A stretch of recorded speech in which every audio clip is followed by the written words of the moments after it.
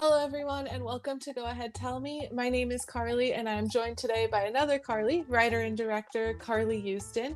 It is always great to meet another Carly. Thank you for taking the time to join me today. I'd love to get us started by learning a bit more about your background and journey to award-winning filmmaker. I also love meeting other Carlys. I feel like there's not many of us, so it's always Agreed. it's always exciting. Um, Thank you for having me. I'm so excited to be here. Let's see, my journey. Oh gosh, it's long, but I'll try to condense it. I actually started working in post production. I worked as an editor for a long time, and um, I was working in New York City. Um, at Logo, Viacom's like LGBTQ channel, which still Oh, exists. very cool. That's where Drag Race was born, but now it's Oh, on VH1 and Paramount Plus and all that. But at the time, this is like 7 million years ago. It was right when the show launched, and I was in the right place at the right time. I was like editing on air promos, and I kind of got assigned the Drag Race, and it was very exciting. Cut to a few years later, and they're letting me kind of like come up with a whole promo concept and actually direct these shoots with the queens and with RuPaul. And so wow. my first time like directing professionally, not just like messing around with my friends in a camcorder, RuPaul. And Fun. I was like, right? Like, and I was just like, oh my God. Like, first of all, you're 100 feet tall and you're like an icon, and this is incredible. But there was also this moment where I was like, oh, this is what I'm supposed to be doing. I'm supposed to be Mm, directing. Like, it just felt like everything fell into place. And so it was from there that I started trying to shift my focus, from less from editing and more into directing and writing and things like that. Moved to LA, started working in kind of like I moved to LA in early 2013. So it was like when kind of like short form digital content was just like exploding. mhm. And bounced around directing and working with a bunch of different companies and things like that. Got to do a lot of really fun different projects, including for me at the time the Holy Grail, which was directing for Funny or Die. Oh, yeah. As somebody who grew up loving comedy and who is most passionate about making Mhm. comedy, that was just like, oh my God. um and so then I made a very micro budget feature film with some friends called Suicide Kale. Mhm. We ended up winning Best First Feature at Outfest that year. Wow. And from there, I was like, okay, I'm like really gonna do this. I'm gonna try to really like make this shift from like working on the digital side to like trying to get really into like film and television as a director, as a writer. Um, I did AFI's directing workshop for women, Mm. which was a really incredible experience. And I made a short film called Misdirection as part of that. And yeah, it's just been like it's like it's a very slow burn of a of a career path, I guess. Like I've been doing this for like 15 years, but Oh, wow. yeah, but like it's getting there. It's getting there. It's like hustling all the time, but I love it and unfortunately have no other skills, so this is where I'm at. And Hey, this then is a great skill to have, so. it's okay, but like and then along the way had the opportunity to write comic books, and so I have a couple like graphic novel series Yeah, I published by saw Boom that. Studios. Yeah, it's I grew up like hanging out in comic book shops in like middle school with like because I had no friends, and so it's just like it never occurred to me. I didn't understand. You're a kid, you don't understand that. Like, no, you don't need to be able to draw. You just need to have ideas. Like, you can work Exactly. in this medium without being an artist, and I cannot draw at all. Um, and when I was in middle school, I used to like trace drawings and like turn them in for school assignments, and people Oh thought my I god. could draw, I and it did was the like same thing. such a con. Oh my God, you maybe this is a Carly thing. We Maybe should it is. investigate this. I think it might I'm gonna be. do a study. Perfect. Oh my God. And like, but like, you don't know. It's like, also, I didn't understand that, like, what a director was, when I was Mhm. like growing up either. It was like the 90s. I didn't get that. That was even a path forward. So, it's like as things evolved, as I got older, I kind of started to realize different paths, different like ways I could kind of do what I wanted to do and like tell the stories I wanted to tell. So yeah, now I've got graphic novels, I've got short films, I've got a feature, and I'm just trying to keep going and keep, kind of clawing my way up through this industry. Yeah, you've got quite the collection. I was looking through the projects you've worked on, and how great you got to start on RuPaul's. Not very many people can say that, I would assume. Oh my God. Yeah. Yeah, it's wild. um, and I watched Misdirection, which I loved so much. Oh, And it thank you. Yeah, of course, it was awesome, and it really like resonated with me because of the take on OCD, which I grew up with a mom and a brother and a couple other family members with OCD, so I'm very familiar with it. And like just it felt like I was watching somebody who really knew what OCD was and how it felt. It felt Oh, like that such a very accurate representation. that truly means like so much hearing that. I This film was like, it was part like wanting to tell like a queer coming of age story and like telling something that had magic in it, but it was also like this like years and years of wanting to figure out how to portray the type of OCD I have on Mm, screen. So often in television and film, we've seen OCD over the years, and it's usually a very external manifestation, somebody checking something, mhm, not wanting to step on a cracks in the sidewalk, turning lights on and off, checking to make sure the stove isn't on. Like, mhm, and those are all absolutely like real valid forms of OCD, but it's kind of the only kinds that we've gotten to see.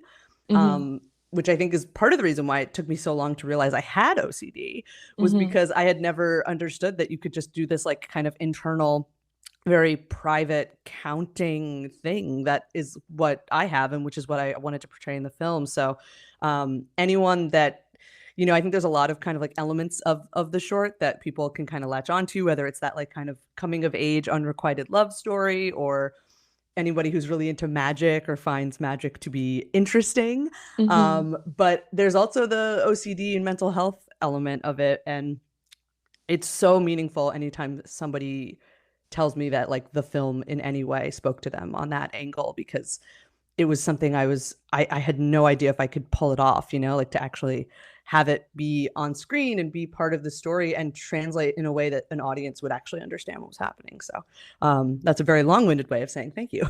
Oh, yeah, no, of course it what you really did pull it off. Like it was so good, and I hadn't seen, like you said, I hadn't seen media do that in a way that it felt um so real, but also that it wasn't the main focus of it either. Like it Hmm. was a part of the story, but there's still so much more to it.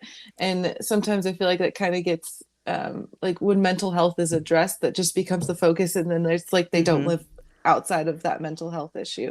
Absolutely. Um, That was really important to me too, is just like showing that this was like a fully realized character. This is like a well-rounded person, and that's one element of their life.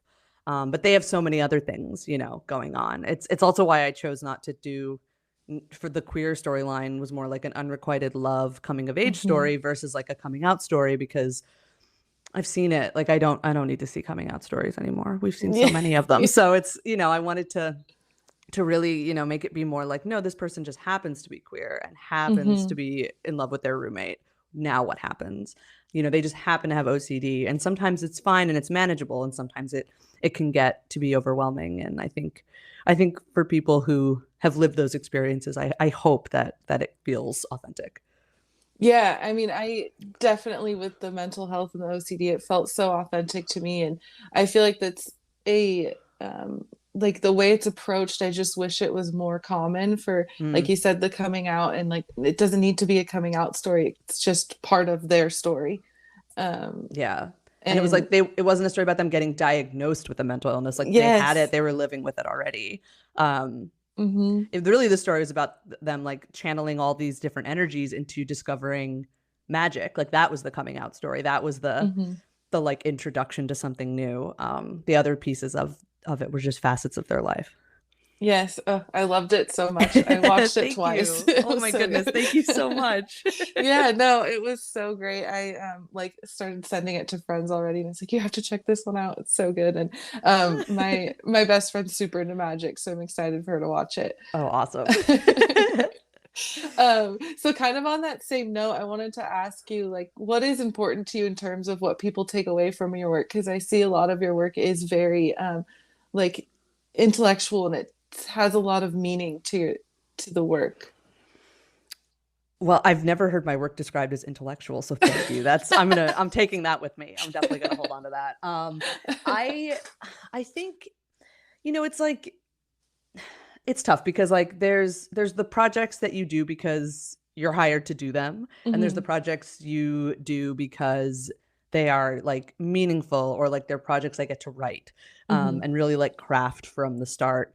So I guess when it's something where I'm actually getting to have that kind of creative input, whether I'm writing it or kind of just helping guide it from the start, everything I do, I really want to make things that I haven't seen before, and um, that reflect the world around me, in my community, and my friends, and my family. And Hmm. so I want to make stuff I want to watch, really, like, which is Yeah, super selfish, but I exactly. think it's a good barometer.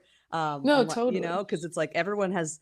There's so many people in the world with so many opinions, and so for me, it's like if I like it, it's good. I know at least one person liked Yeah. it. So I think, and a lot of my stuff, especially the graphic novels, and I think Misdirection too, they have like, they're about like teens, Hmm. and that's really interesting for me. Like I grew up on like teen comedies of the 90s, and so that Hmm. is such a like intrinsic part of my love of storytelling. And so I really it's like I want to make the things that I wish I had as a teenager that could have helped me in my coming out process, or helped me just figuring out a path forward in the world. And so I guess I want an audience to take away from anything I've made just maybe the ability to see themselves, Hmm. especially people who haven't really had that opportunity too much. That means everything. Really means everything to me. um, I'm drawn to comedic stories, of course, queer Hmm. stories about not straight cis hetero white guys. Like Yeah. I just really kind of run screaming in the other direction Yeah, we've seen a because we've lot of seen it. those. Yeah, exactly. So I'm not as interested in. I'm not even interested in watching things like that. Like, Hmm. although I would say something like Ted Lasso kind of that snuck by because it's so good. But Oh my God, that's so funny you mentioned that because last night we were talking, or my friend was like, "You guys need to watch Ted Lasso." And my it boyfriend's like, is "I haven't heard anything wonderful. about that." He's like, "Nobody's told me to watch that before." And so I'm gonna be like, "See, my friend said it, and now another Carly said it, so we gotta Yeah, watch and it." I think a Carly recommending something to another Carly holds a lot of weight in the Carly 100%. community. No, it's Agreed. so good. I was just getting into the second season last night, actually, and I was just like, oh God, this show is just like absolutely delightful. But anyway, yeah, I guess I hope people take away just like the ability to see themselves reflected back to them on screen, because it's something I still search for and Hmm. have a hard time finding. Um, and so if I can provide that, especially for like teens, like young adults, that's just thrilling for me. That means everything. Yeah, absolutely. I've talked to quite a few filmmakers over the last few months, and that's something that I can tell filmmakers are really striving for is to change like what we're seeing all the time, and wanting to provide a like different perspectives so that we can relate more to what we're watching on TV. It doesn't have to be a fantasy, or a movie doesn't have to be like completely out of this world and unbelievable. Right. And so on that note, I was going to ask you, like, what are some changes you're hoping to see in the film industry over the years? And as you're a part of it, what changes you would love to be a part of with the film industry? Oh man. I mean, every day it's like I'm seeing, the attempts. I'm seeing like a push in the right direction. Hmm. It's such a slow uphill battle. Trying to celebrate the small wins when we get them. Hmm. But for every like great, incredibly diverse or unique project that gets greenlit, or gets on the air from somebody who is underestimated, undervalued, underrepresented, there's like 5 more shows that are like the same thing we've been seeing for the past 50 years that also get made. So it's I think for such a long time, marginalized folks have been like kind of trained to be so incredibly grateful for the smallest little blip of representation or acknowledgement in media, that I think that's like a mindset we need to break out of. It's this like scarcity mindset, which pits all of us against each other. It's like, oh, this network is developing something queer. Well, they can't have anything else queer. It's like, that's not true. And that's just pitting people against each other unnecessarily. Like, I think there's this kind of, we're in this really incredible time right now where there is so much content because there are so many platforms and places that need to fill, like a slate. So there are so many opportunities for things to get made that were not getting made even 5 years ago. And on the one hand, that's incredibly, incredibly thrilling, and I just want to be a part of it. I just want to get to work on shows that are exciting to me and films that are exciting to me. But on the other hand, the same gatekeepers that were there 5 years ago are generally still there. And so there's still that same barrier. There's still that same scarcity mindset that I would love to see everyone be able to break out of. And it's tough to know how that happens. It's like, maybe it's just time. Maybe it's like, you have to see that when you're letting creators and writers and directors who have not done, a billion projects already, when you're letting people have that chance, like seeing that it's financially successful, because at the end of the day, it's a business and these are huge companies that need to make money. But, I hope that we can kind of chip away at that mentality over time, and maybe replace some of the gatekeepers with gatekeepers who have, they're always going to be gatekeepers. It's that's just the nature of this business. And so, but if we can start to maybe swap out some gatekeepers for people who have maybe a broader perspective on the world, and are more excited about, up and coming people who have a different voice and a different perspective and can kind of create things that we haven't seen before. I think that'll be when things really start to go in the right direction. It's like, it's very Paula Abdul. It's very like a step forward and like 2 steps back. Like, I feel like that keeps happening over and over again. It's like every time we make like, like somebody amazing and cool gets like a project greenlit, then like something stupid happens on the other side of things. So it's like this very slow crawl, but it definitely feels like things are at least a little bit going in the right direction. But I just want to be a part of it. I just want to be able to tell the stories I want to tell, and be able to help support other creators and filmmakers who want to tell the stories they want to tell, like help bring people up around me, like whatever I can do. If I get my foot in the door, I'm going to try to blow that door wide open. And so that's how I approach all of this, because it's tricky, it's a tricky business. Oh my God. Yeah, I can't imagine. And I feel like the change really needs to happen almost from like the top down. Right. And it's hard to do that with the Exactly. same people in charge, because they're really the ones who control everything. There's only so much you can do on your own. Like, and there's so much more you can do on your own right now than there was 10, 20, 30 years ago. Everybody kind of has the ability to make something and get it out there to an audience using social media. Like the barriers to entry are much less, wow, I can't think of words. The barriers to entry are less than they used to be. Right. Though even that requires a certain level of privilege to be able to have the equipment and means necessary to make something on your own, and the time necessary to devote to it, without, necessarily getting paid. So there's, you can make things on your own, you can get your voice out there, which I think is so important. But there's only so much you can do until, like, you want to level up, you want to get to a larger audience, you want to get paid to do what you're doing, if you want to be able to actually make a living and like, be fairly compensated. And so in order for that to happen, that's when those gatekeepers and those huge companies are kind of crucial. And, they need to just open their minds a little bit more. They're starting to, but it needs to be a little more meaningful, and there needs to be a lot more follow through. Yeah, exactly. And it's interesting, like that they are getting better, and we can see it in the content and some of it Hmm. that we get in the mainstream media. But like you said, it's a business, and I feel like on one hand, it has to be more profitable to start sharing more content that's more relatable to more people. In my mind, it just makes logical sense that if you're creating content that the people want to see and you have a wider range of audience, like it would just be a no-brainer. Absolutely. And the data supports it as well. Like all the Mhm. studies that have been done, all like the studies, like I need to like pull them up. I don't want to like misquote anything, but I've read so many studies where it's like it just is so obvious that it's like also a smart financial and business decision to be Right.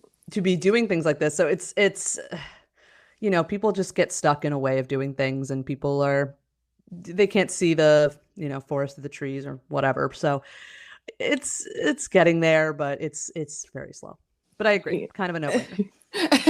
It has been quite like the it's been very refreshing talking with different filmmakers and seeing people that are making the like steps toward more inclusion, like yourself. And it's because I wanted to be a part of the film industry for so long. I went to film school and everything, but it's so hard, and it's such a hard journey. Like you Hmm. said, the financial aspect of it is so difficult. And so people like yourself who've been able to do it and are trying to make a difference with their work is really, really cool to see. Oh, thank you. It's just a constantly hustling, constantly grinding, and constantly dealing with just massive rejection. Yeah. It's but like the lows are low, but the highs are so high Hmm. that that's what I just keep reminding myself of. Like when I get to when I got to like create graphic novels, I was like, oh my God, this is amazing. Like I'm not gonna waste this opportunity. And it's that's what it is for me. It's like doing whatever I can to get there, and then just making like getting the most out of it for myself, and putting the most into it for an audience as I possibly can. Mm. Yeah, and it comes through in your work too. I didn't get to watch the whole thing, but I was watching clips of Suicide Kale and reading about that film as well. And I kind of wanted to ask you for my own like interest about the process of that film because I saw that it was done in like 5 days. And it just seemed like such a cool process and that was one of your first projects, right? Yeah, it was my first and only feature. It was a collaborative experiment with my friends, really is what it was. My my friend Brittany Nichols came up with the concept. It was we had all seen, it was the summer that Tangerine came out. I'll start there. Oh. Tangerine had come out. We all saw Tangerine. We were blown Mhm. away by not only what an incredible film it was, but the fact that they shot it on iPhones. Right. That was really interesting. It was very like, they made it for like what, like $100,000. Like, I mean, that's such a low budget Mhm. for a film. And so the conversation in our group of friends became like, we have a little bit of free time. Like, none of us are particularly busy at the moment. So what excuse do we have to not be making a film? And once Brittany presented that to us, none of us could really argue with that, because you're like, actually, we should make a film. Why did this not occur to me? So Brittany had this concept.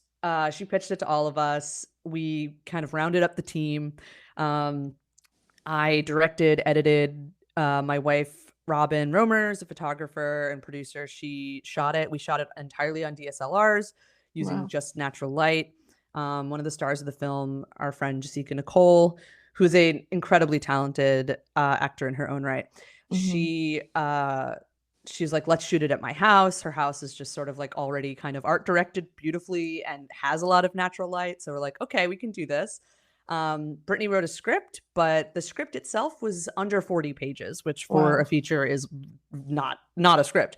Yeah. So there was, some every scene was in there, but some scenes had full dialogue, some scenes were a sentence or two, some scenes were bullet points, and then we kind of assembled our friends, a lot of whom are not just actors but also improvisers, and so that we really trusted our actor pals to kind of create their own characters. Like, we were like, this is the general story, and then we let everyone come up with their own characters, and kind of we kind of built the narrative. And then yeah, we shot it at Jessica's house. She lives in Eagle Rock, so it was just like Mm. driving over to Eagle Rock.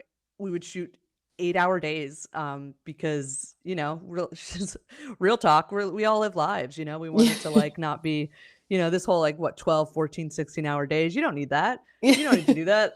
You can just do 8-hour days. We shot the film essentially in real time. The story takes place in real time, so we tried to just kind of keep it really naturalistic. There's definitely things that I would go back and do differently if I could, but I also think that, it's not like anyone was giving people like us money to make a film like this. We call it mumblequeer. Like mumblecore, like the Duplass brothers kind of Okay. inspired that idea. Oh, I love the Duplass brothers. Oh yeah, absolutely. And so, it was just like two couples having lunch and kind of like this character study in like kind of these relationships falling apart and evolving. Mm. And it was 5 days, 8-hour days, and we went into it like, okay, look, at the very least, we all got to hang out. We got to make something. We got to learn. We got to kind of flex these different creative muscles. It's not like we had anything else going on these days. And that's, and like, maybe we make something, I'll edit it, and like, maybe no one will ever see it. Maybe it'll be a thing where you watch it and you're like, this is only funny to this group of people that made this film, like a thing that can't exist outside of that because nobody would care. But we watched it and we're like, actually, this feels like a real film. Like, did we do this? Did we pull this off? And we started showing it to other people and they were like, yeah, this is a real film. So we started submitting to festivals. And, we kind of made the rounds on the queer film festival circuit, screening at, pretty much all of them. But then the award we won at Outfest was so unexpected and so huge, and just, I'm still like, I can't believe that happened, because it was major. I mean, we really didn't think anybody would ever even get to see it because we didn't think it would be good enough. But the grand total we spent on the film was like $4,000 or $5,000, which was just for a color grading and a mix. Wow. Because we all, just donated our time because we all had a stake in it. We were all invested in doing this together. None of us had ever really done anything like that before, and it was such a magical experience getting to go on that adventure with my friends, and then actually getting to show people what we made after the fact. It's still pretty incredible. Yeah, that's I'm like a lot of loss for words because as you were saying this story, I was like, wait, it won Best First Feature. I'm pretty sure, like I read that somewhere. It And did. so and that's just incredible, and it's so inspiring to like someone like me who's wanted to make film but always has an excuse not to. There's always excuses not to. Right. I'm so good at talking myself out of doing things. I'm a double Taurus, so my like general state is just sitting at home and doing virtually nothing. But you can't really argue with the logic of we don't have an excuse not to make a film. Right. Like, damn, you got me, Brittany. Okay, you did it. You totally convinced me. That one sentence convinced me. I was like, I have no rebuttal. You are correct. And now I will devote every waking moment of my life to making this awesome until it's done. And that's what we did. It was so much fun. That's amazing. I think I'm gonna have to throw that line at some of my friends that we've talked about for years making something. Just do it. That's the way to get them. You have to just be like, can you come up with a reason not to? And when they just kind of stare at you, you know that you got them. Boom. Got it. Definitely try it. You got to get them. You got to hook them. That's the way to hook them. Thank you. I really love that advice, and I'm gonna use it. Yes. Yeah. All credit to the one and only Brittany Nichols. All right. Well, thank Brittany and the other Carly. Before we go, I know you have a lot going on, right? Project-wise, and upcoming projects that you have. Yeah, I've been busy, which has been amazing. There were definitely parts of the last year and a half that were not busy. But things have also gotten busy again, which I'm extremely grateful for. I have a lot of things I unfortunately can't talk about, but I will say that I do have some things coming out in the next few months. Some stuff that I'll share on all my social medias and my things. But I unfortunately can't say anything about them yet. No worries. I just wanted to give anybody listening like an ear to listen for new Carly projects. And I will say that everything I have coming out that I'm working on right now is extremely queer. So get into Perfect. it. Yeah. It's going to be fun. Awesome. Well, I love that, and I'm very excited to see what you've got coming. I'm just excited for like to start releasing things that were made like 9 months ago. You know, it's just so crazy. Like the timeline that things have been on has been so, I mean, like things always take a long time in this industry, from like when you have an idea to when it's actually out there in the world. Like it can just be years and years. But Right. with COVID and everything that's been going on, it's like the kind of the timeline for things has been so screwy. So I'm Right. just like, oh my God, I can't believe this thing I shot like last year is like actually really going to be out soon. So it's really exciting to kind of get to finally put these things that I've been working on out into the world. So I hope people like them, but if they don't, just don't tell me about it and I'll be fine. Oh, I'm sure we're gonna love it. From what I've seen, I know at least I will. The two Carlys will like it. So yeah, that's really, I'm making things for the Carly community. And that's what's important. That's what I figured. Well, thank you so much for joining me. It's been a blast talking to you and learning about your process and journey. And I'm sure everyone listening is going to love it as well. So thank you so much for being here. Thank you so much for having me. I love talking about myself and I love talking to other Carlys. So this was perfect. Thanks to everybody listening. Be sure to follow Go Ahead Tell Me on Instagram and share this episode with your friends. Talk soon.